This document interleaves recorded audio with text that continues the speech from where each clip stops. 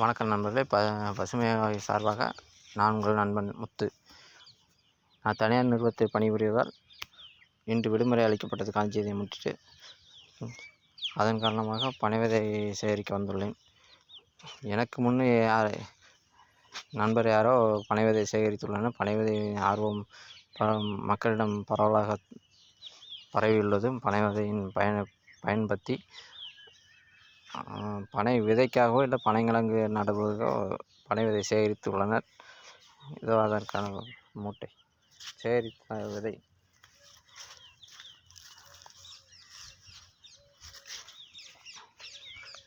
இதற்கு முன் கிராம பகுதியில் பனை விதையின் சேகரிப்பு என்பது யாரிடம் ஆர்வம் கொள்ளாது.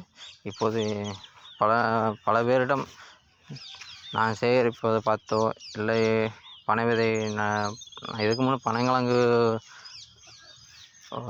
நட்டு வைத்தேன்.